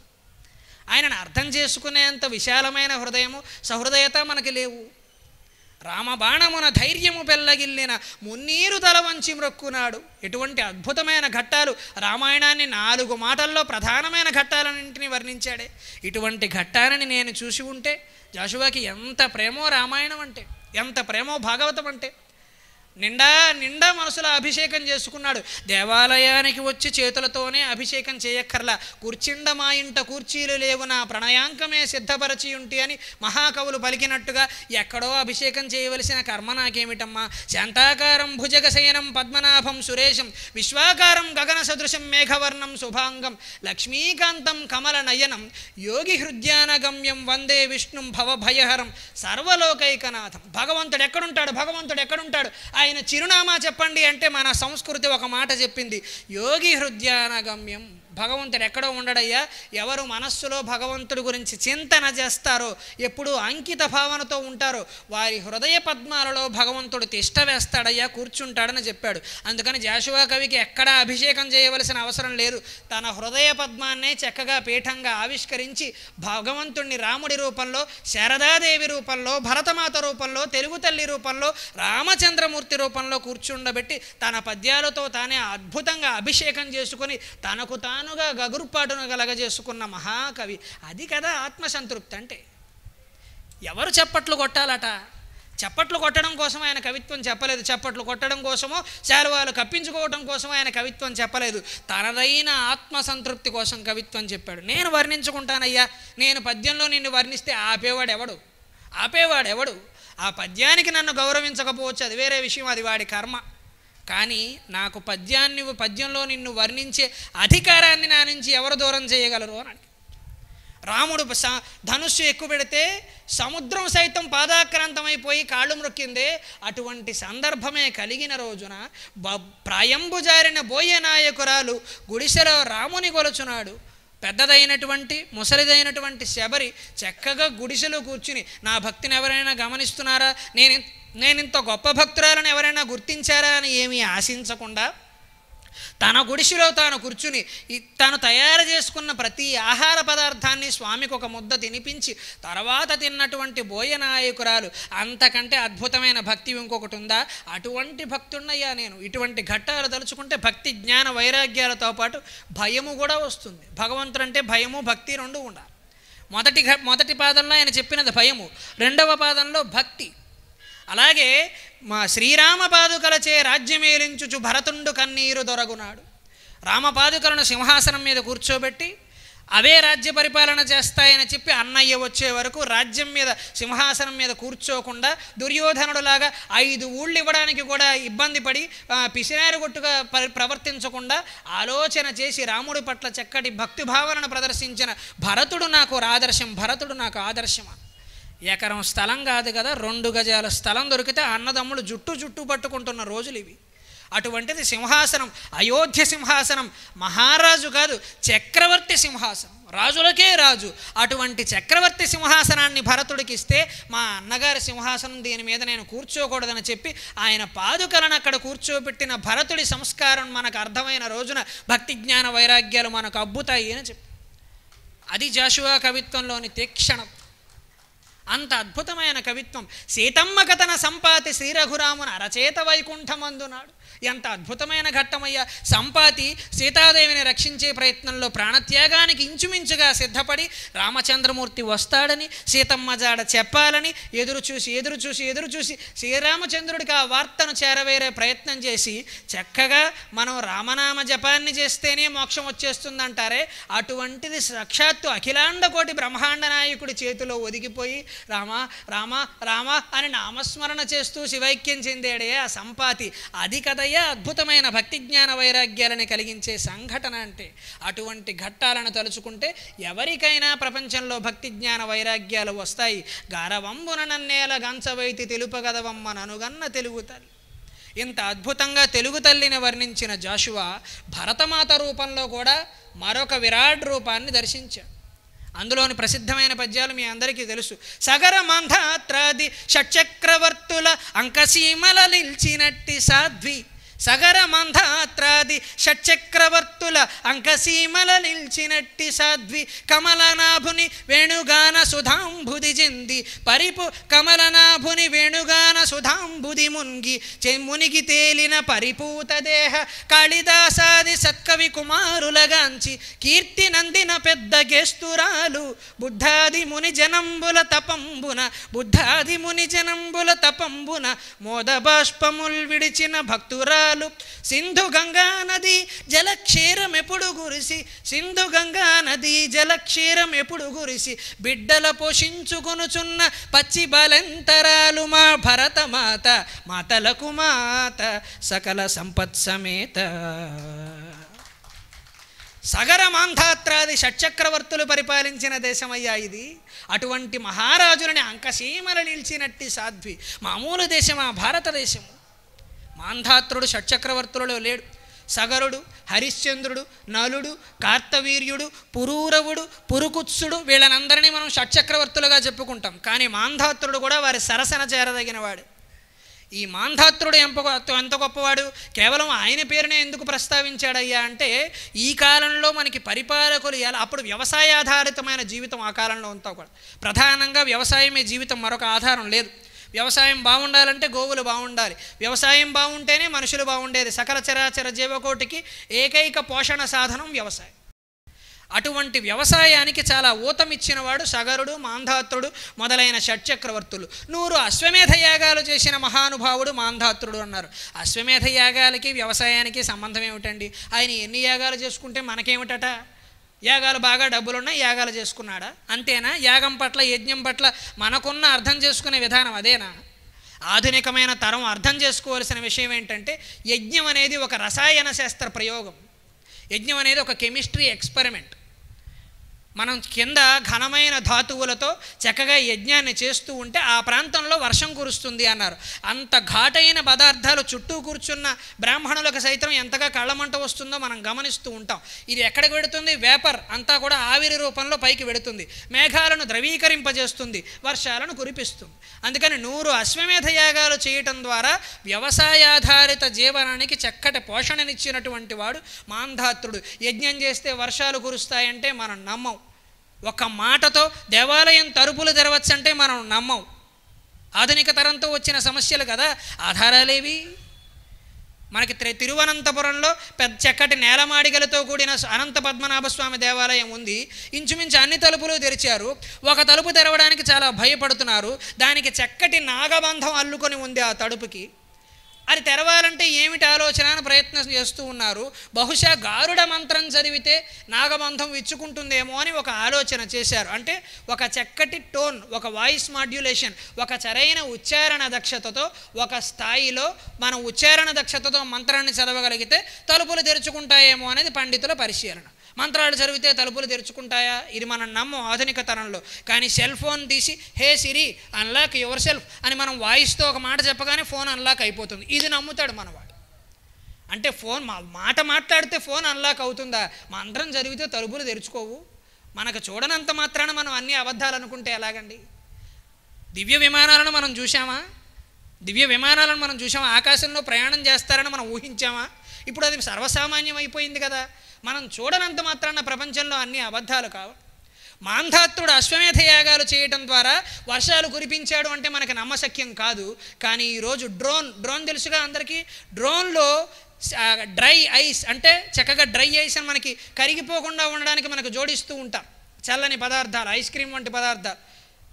అటువంటి డ్రై ఐస్ని సిల్వర్ అయోడైడ్, ఈ 2 కెమికల్స్ని డ్రోన్లో పెట్టి ఆకాశానికి పంపించి ఎక్కడ మేఘాలు ఉంటాయి అక్కడ, మేఘాలు లేని చోట వర్షం కురిపించేందుకు అవకాశం లేదు. సైంటిస్టులు కూడా ఏం చేయలేరు ఆ విషయంలో. కానీ ఈ డ్రోన్ రూపంలో ఈ సిల్వర్ అయోడైడ్ని అలాగే డ్రై ఐస్ని డ్రోన్లో పెట్టి పైకి పంపించి మేఘాలకి ఇంజెక్షన్ చేసే పద్ధతిని క్లౌడ్ సీడింగ్ అంటారు. క్లౌడ్ సీడింగ్ అంటారు. ఇప్పుడు మీరు గూగుల్ చేస్తే దొరుకుతుంది. చాట్ జీపీటీని అడిగితే చెబుతుంది, జెమినీని అడిగితే చెబుతుంది. క్లౌడ్ సీడింగ్ అంటారు. క్లౌడ్ సీడింగ్ చేయడం ద్వారా వర్షాలు కురిపించవచ్చు. ఇది నమ్ముతాం మనం. 100 అశ్వమేధ యాగాలు చేస్తే వర్షం కురిసిందంటే చేదస్తం అంట. యాగం చేదస్తము టెక్నాలజీ నిజమా? భారతీయులు ఎంత గొప్పమైన సంస్కృతిని విడిచిపెట్టి ఎక్కడెక్కడో ఏదో అరువులు చేస్తూ ఉంటారు ఎందుకండి? మనం స్వయం సంపన్నమైన దేశం. భారతదేశం ఎంత సంపన్నమైన దేశమో జాషువానే మరొక పద్యంలో చెబుతాడు. కమలనాభుని వేణుగాన సుధాంబుది మునిగి తేలిన పరిపూతదేహ. వేణుగానము భగవంతుడి భాష మనుషులకి మాత్రమే వినపడుతుందా?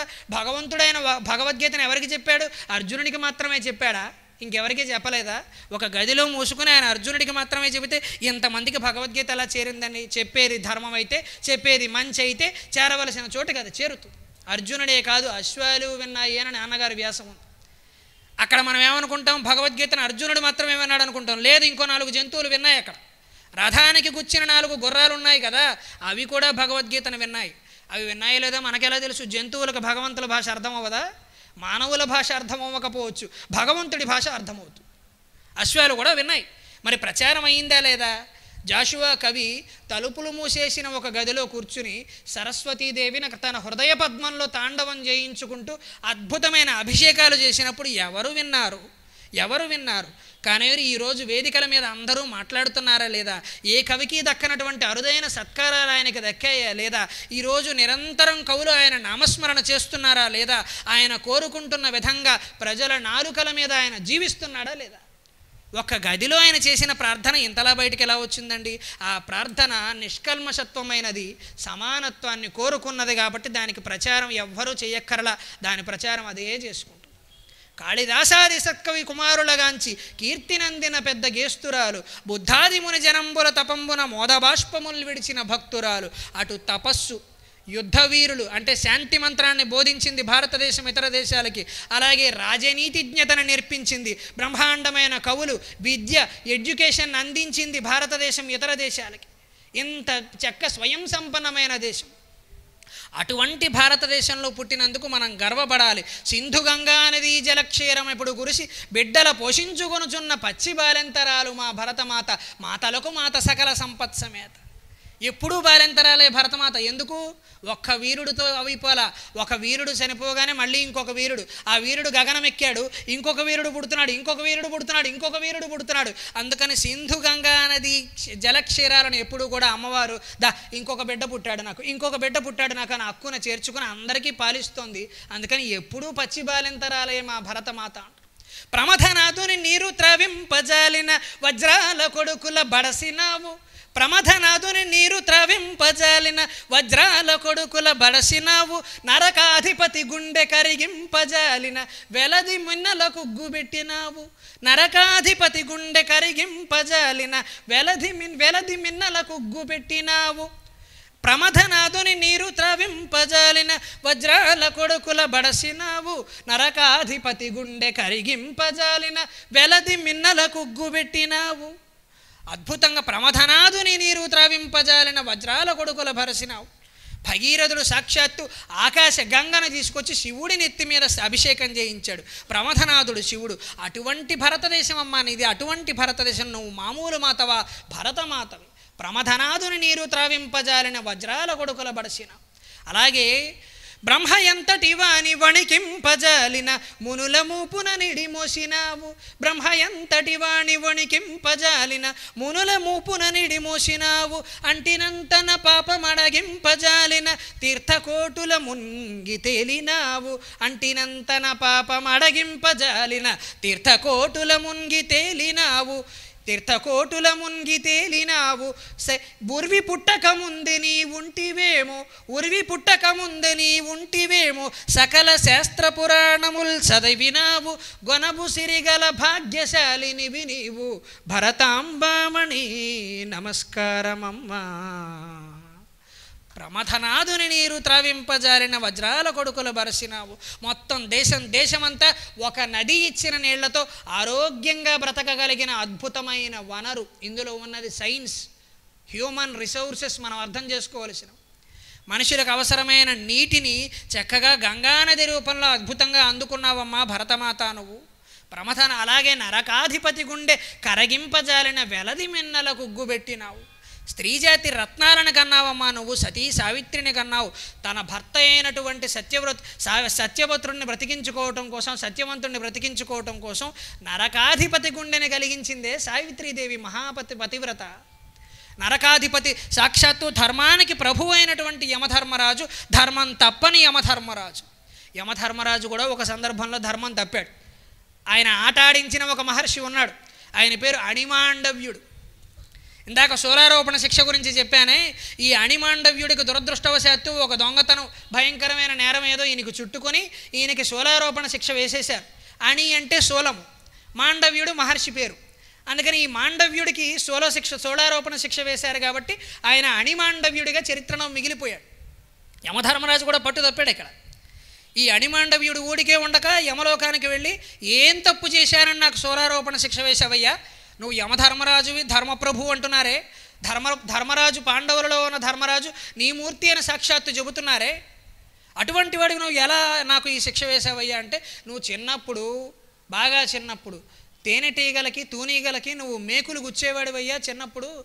ఆ పాపంగా నీకు నేను ఈ శూలారోపణ శిక్ష వేశాను అంటే భలేవాడివయ్యా. ధర్మశాస్త్రం ఒకవేళ ప్రమాదో ధీమతామపి అని నువ్వు కూడా ఏదో హడావిడిలో పడి కాస్త రూల్ పొజిషన్ పక్కకి తప్పినట్టున్నావు, నువ్వు సరిగ్గా చదువుకోలేదా శాస్త్రం అని మాండవ్యుడు నిలదీశాడు యమధర్మరాజు. నిలదీసి 8 ఏళ్ల వరకు పిల్లలు చేసిన తప్పులకి తల్లిదండ్రులకు శిక్ష వేయాలి కానీ నాకు వేసే అవకాశం లేదయ్యా. నేను ఆ సూదులు గుచ్చిన వయస్సులో నా వయసు 8 ఏళ్ల కంటే చిన్నది. 8 నుండి 16 వయస్సు అప్పుడు 50% తల్లిదండ్రులకి, 50% బిడ్డకి. 16 ఏళ్ళు 18 ఏళ్ళు దాటాక మొత్తం వారిదే, పాపమైనా పుణ్యమైనా. ఇది ధర్మశాస్త్రం అయ్యా, అందుకని ధర్మశాస్త్రాన్ని సరిగ్గా అమలు చేయని కారణంగా నేను నీకు శాపాన్ని విధిస్తున్నాను, నువ్వు భూలోకంలో పుట్టుపో అని చెప్పి యమధర్మరాజుని ఆయన శపించాడు. మాండవ్యుడు తపశ్శక్తి అంత గొప్పది. శపిస్తే అలా పుట్టిన మహానుభావుడే భారతంలోని విదురుడు, యమధర్మరాజు అవతారం సాక్షాత్. అందుకని నరకాధిపతి గుండె కరిగింపజాలిన వెలది మిన్నల గుగ్గు పెట్టినావు. ఎటువంటి వాళ్ళకు గుగ్గు పట్టావమ్మా నువ్వు అంటే సాక్షాత్తు సావిత్రీదేవికి. అందుకని మంచి ప్రేమతో గుండెలను సైతం కరిగింపగలిగిన మహాసాధ్వులు తిరిగిన దేశం అది. బ్రహ్మయంతటి వాణి వణికింపజాలిన మునుల మూపులు నడిమోసినావు. విశ్వామిత్రుడు వంటి వారు గొప్ప గొప్ప తపస్సులు చేసి అపరబ్రహ్మగా కీర్తిని అందుకున్నారే. ఆ షట్చక్రాలు, శరీరంలో ఉండే షట్చక్రాలను మూలాధారం, స్వాధిష్టానం, మణిపూరం, అనాహత చక్రం, విశుద్ధ చక్రం, ఆజ్ఞాచక్రం మొదలుగా తపస్సును ఒక్కొక్క స్థాయి బయటికి తీసుకెడుతూ బ్రహ్మదేవుడికి సైతం వెన్నులో వణుకు పుట్టించిన మహర్షులు, మునులు సంచరించిన భూమమ్మ ఈ భరత భూమి. అటువంటి మహర్షులను మోసావమ్మా నువ్వు. వెలది అటువంటి బ్రహ్మయంతటి వాని. అలాగే అంటినంటన పాపం అడగింపజాలిన తీర్థకోటుల మునిగి తేలినావు. ఒక్కసారి చక్కగా ఆ నదిలో స్నానం చేసినంత మాత్రానే, పుష్కర స్నానం చేసినంత మాత్రానే పాపాలన్నీ పోగొట్టగలిగిన అద్భుతమైన ఔషధ గుళికలు కలిగిన నీటిని ప్రవహింపజేస్తోందమ్మా భారత భూమి. అటువంటి గొప్ప భారతదేశం. జాషువా వర్ణిస్తున్నది మామూలు భారతదేశాన్ని కాదు, అఖండ భారతదేశాన్ని. అఖండ భారతదేశాన్ని ఆయన రూపంలో అంత దిగ్విజయంగా జాజ్వల్యమానంగా వెలిగిపోతున్న భారతదేశాన్ని ఆయన వర్ణించాడు. పైగా భారతదేశం భూమి పుట్టక ముందే పుట్టింది అని చెప్పిన వారు మహర్షులు కాదండి, మనందరం గుండెల్లో నిలుపుకొని ప్రార్థన చేస్తున్నామే. మహాకవి జాషువా చెప్పాడు భారతదేశం పుట్టిందా. భూమి పుట్టక ముందు, ఉరివి పుట్టక ముందే నీ ఉంటివేమో, సకల శాస్త్ర పురాణములు చదివినావు. భూమండలం పుట్టకముందే నువ్వు పుట్టావేమో అమ్మ, ఎంత విజ్ఞత కలిగిన దానివి భరతమాత.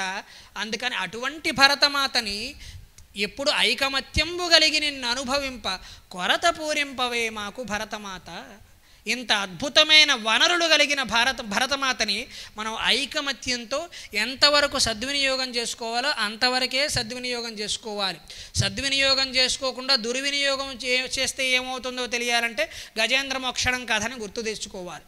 నీళ్లు తాగడానికి వెళ్ళిన ఏనుగు నీళ్లు తాగి వస్తే సరిపోయింది కదా, సరస్సంతా పాడు చేయమని ఎవరు చెప్పారు?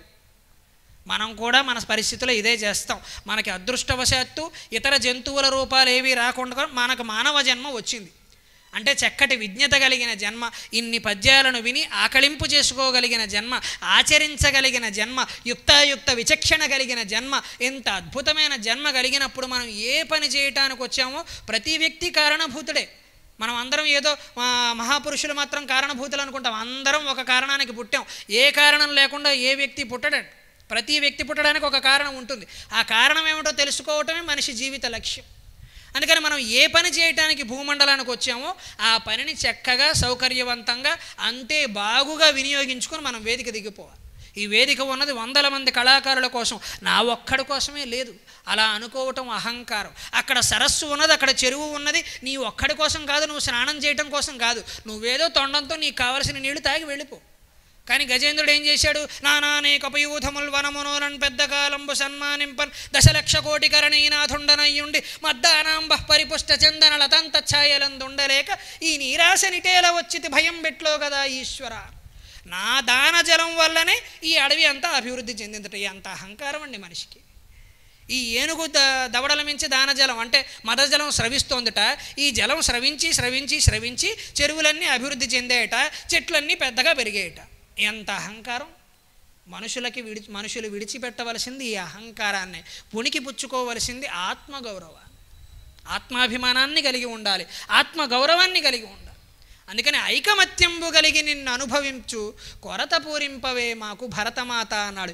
ఇటువంటి కవిత్వాన్ని రచించడానికి జాషువాకి చక్కని ప్రేరణ కలిగించిన అత్యద్భుతమైన రూపం శారదా దర్శనం అనే ఖండికలో ఒక్క పద్యాన్ని చెప్పి నేను సెలవు తీసుకునే ప్రయత్నం చేస్తాను. సమయాభావం వల్ల అన్ని ఖండికలలో 10 పద్యాలు తయారైనా కూడా అవకాశం బట్టి ఒక్కొక్కటే మీకు వినిపించే ప్రయత్నం చేస్తున్నాను. ఇక్కడ ఉన్న వాళ్ళకి ఇంచుమించుగా ఆ పద్యాలు పరిచయమే కావచ్చు.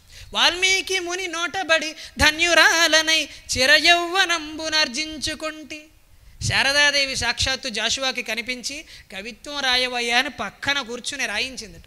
అనుకున్నంత సమస్త శబ్ద రుచిరాస్యభ్రాజియై వాంగ్మయాంగనతో తెంచి నమస్కరించి కవిశక్రాగల్గునాదొక్క ప్రార్థన మాలించి చెంతన్ నిల్చి కలంబు పట్టుమని చెంతన్ నిల్చే నెమ్మేన ఆధునిక ప్రాక్తన కావ్యభూషల ప్రదీప్తుల్ స్నానమాడింపగన్.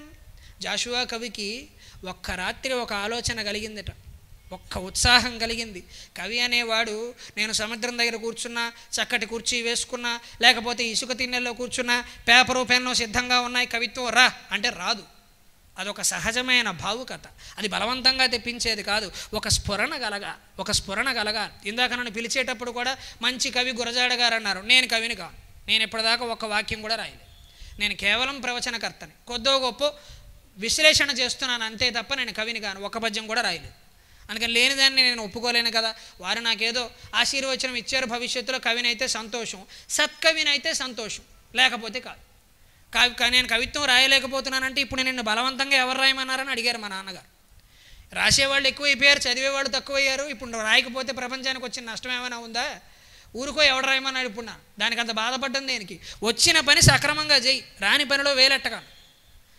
మనం నీళ్లు తాగడానికి వచ్చాం కదా, అది మాత్రమే చేయాలి. నేను ప్రవచనం చెప్పడానికి వచ్చాను, అది మాత్రమే చేయాలి. మనకి రాని కవిత్వం జోలికి మనం పోవటం ఎందుకు? మహానుభావులు రచించారు, వాటి పద్యాలు తలుచుకుంటూ మనం హాయిగా జీవితాన్ని గడిపేయవచ్చు. ఆ పద్యాలకి మనం ఒక గొంతుగా, ఒక మైకుగా మనం మారగలిగితే అంతకంటే జీవితానికి ఇంతకంటే ధన్యత లేదు. ఇంకా అంతకంటే ఏం కావాలంటే మళ్ళీ మనం ప్రత్యేకించి ఏదో రాయాలా?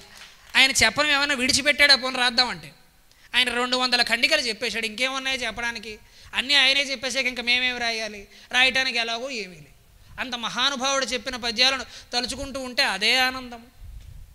అందుకని అద్భుతమైన వర్ణనలు చేసిన జాషువా, కవిత్వం గురించి చెప్పిన జాషువా అనుకున్నంత సమస్త శబ్ద రుచిరాస్యభ్రాజియే వాంగ్మయాంగనతో తెంచి నమస్కరించి, ఆయనలో ఒక్క ఆలోచన రాగానే సాక్షాత్తు శారదా దర్శనం కలిగింది మహానుభావుడికి. శారదాదేవి ప్రత్యక్షంగా దర్శనమిచ్చి రాయవయ్యా అని చెప్పి పక్కనే ఉండి కలంబు పట్టుకొని రాయించింది. ఆధునిక ప్రాక్తన నెమ్మేన ఆధునిక ప్రాక్తన కావ్యభూషల ప్రదీప్తుల్ స్నానమాడింపగన్. ఆధునికమైన కావ్యాలు, ప్రాచీనమైన కావ్యాలు. జాషువా ఆధునికమా అంటే ఆధునికము, ప్రాచీనమా అంటే ప్రాచీనము. అంత అద్భుతమైన పద్య సాహిత్యాన్ని అందించమని శారదాదేవి ఆశీర్వచనాన్ని అందించి, ఎంతో మంచి పనులు చేశానయ్యా నేను చేసిన శారదాదేవిని, కానీ నాది ఒక్కటే కోరిక ఉంది, ఆ కోరిక చెప్పి నీ చేత కవిత్వాన్ని ప్రారంభించి నేను వెళ్ళిపోతాను అని చెప్పింది. వాల్మీకి ముని నోటబడి ధన్యురాలనై చిరయౌవనం అర్జించుకొంటి పోతనార్యుని వంట పుట్టినై పోతనార్యుని వంట పుట్టినై కన్నాళ్ళు దారుణీ సులగాల తన్నినాను. వాల్మీకి ముని నోటబడి ధన్యురాలనై చిరయౌవనంబున అర్జించుకొంటి పోతనార్యుని వంట పుట్టినై కొన్నాళ్ళు దారుణీసుల కాలదన్నినాను.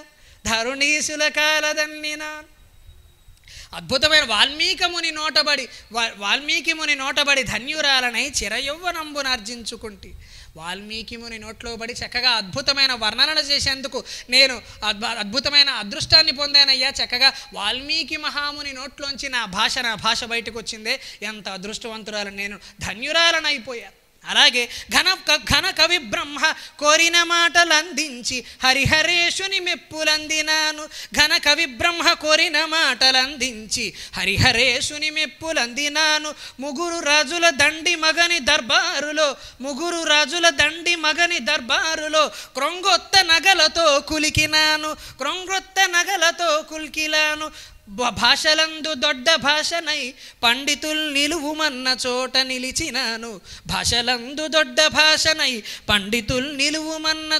నిలిచినాను. సత్యరచయితలకు స్వాధీననై క్రమ్మరించినాను స్వర్గ సంచయంబు. ఎంత గొప్ప శారదా దర్శనం అంటే సాక్షాత్తు సరస్వతీదేవి చెప్పింది, వాల్మీకి ముని నోట పలికిన దానినయ్యా ధన్యురాలని. అటువంటి అద్భుతమైన వాల్మీకి పలికిన రామాయణంలో నేను చక్కగా మురిసిపోయాను. ఆహా, నా మాట ఆయన నోట వినబడుతోంది అని మురిసిపోయిన రోజులున్నాయి.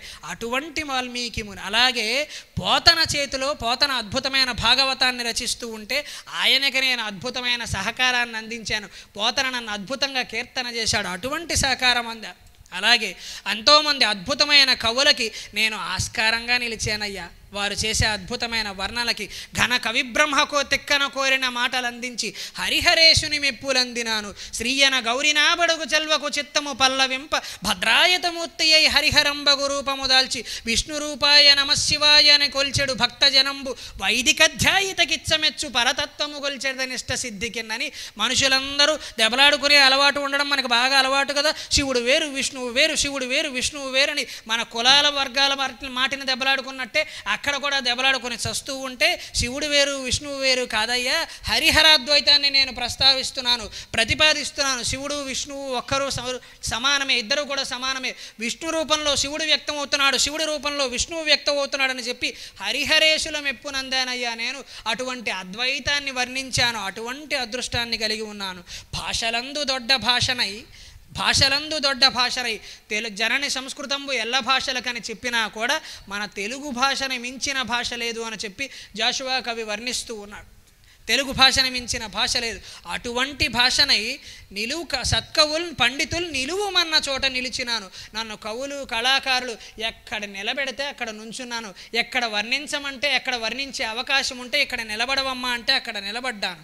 చివరిగా ఒక్క ముఖ్యమైన మాట, సత్య రచయితలకు స్వాధీననై క్రమ్మరించినాను స్వర్గ సంచయంబు. స్వర్గం కురిపించానయ్యా కవులు అడిగితే నేను, కానీ సత్య రచయితలకు స్వాధీననై. సరస్వతీదేవి ఎవరి పంచెన నిలబడుతుంది అంటే ఎవడైతే నిజాన్ని నిష్కల్మషంగా నిర్భీతిగా అందరి ముందు చెప్పగలుగుతాడో అటువంటి రచయితల సరసన నేను నిలబడతానయ్యా, అది నేను కోరుకుంటున్నాను అని చెప్పి. అంటే అలా శారదాదేవి జాషువా కవికి దిశానిర్దేశం చేసింది. ఎవరి గురించి ఆలోచించకు, నీకు కలిగిన ఆవేదనని, నీకు కలిగిన ఘర్షణని, నీకు కలిగిన బాధని సత్యంగా ఉన్నది ఉన్నట్టుగా అలాగే వర్ణించవయ్యా. సత్యమే గొప్పది, భగవంతుడి కంటే కూడా సత్యమే గొప్పది. శివరాత్రి కథ సాక్ష్యం. బ్రహ్మదేవుడు గొప్ప కాదు, విష్ణుమూర్తి గొప్ప కాదు. సత్యానికి ఎవరైతే కట్టుబడి ఉంటారో వారే గొప్పవారు. అన్ని లోకాలలోకి మిన్నైన లోకం సత్యలోకమయ్యా. అందుకని ఏ రచయితలైతే ఏ కవులైతే సత్యాన్ని నిరంతరం తన కావ్యాల ద్వారా ప్రకటిస్తూ ఉంటారో అటువంటి కవుల ఇంట్లో నేను కూర్చుని తాండవం చేస్తానయ్యా, అది నేను చెబుతున్న మాట అని జాషువా కవికి చెప్పింది. దానిని ఆజ్ఞగా తీసుకొని జాషువా కవి అద్భుతమైన కావ్యాలని అద్భుతమైన పద్యాలని మనకు అందించాడు. ఉన్న గంటం పావు సమయంలోనే నాకు ఇచ్చిన సమయాన్ని వీలైనంత సద్వినియోగం చేసుకుంటూ ఉన్న భక్తులని ఎంతో కొంత సంతోషపెట్టేందుకు నేను ప్రయత్నం చేసి ఉన్నాను. జాషువా సందేశంగా ఇతర స్త్రీలలో మనం కన్న తల్లులను మనం గమనించగలగాలి. మన కళ్ళలో ఎప్పుడు సమానత్వ వీచికలు కనిపిస్తూ ఉండాలి. ఈ రెండు ఎప్పుడైతే కనబడతాయో అదే జాషువా పద్యానికి అసలైన పట్టాభిషేకం అనే సందేశాన్ని నా ప్రవచన రూపంలో నేను మీకు అందించే ప్రయత్నం చేస్తున్నాను. ఆ ప్రయత్నంలో నేను ఏమాత్రం 1% సఫలీకృతున్నైనా నేను ధన్యుణ్ణి. నాకు ఈ 4 మాటలు నేర్పిన మా తల్లిదండ్రులు ధన్యులు. స్వస్తి.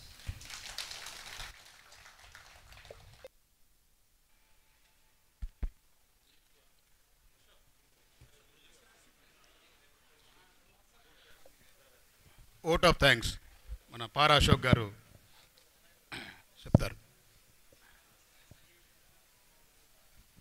తమ అద్భుతమైన ప్రవచనంతో అలరించిన గురజాడ గారికి ధన్యవాదములు తెలియజేస్తూ కార్యక్రమానికి విచ్చేసిన జాషువా అభిమానులకు భక్తులకు అందరికీ కూడా మా ధన్యవాదం తెలియజేస్తున్నాం.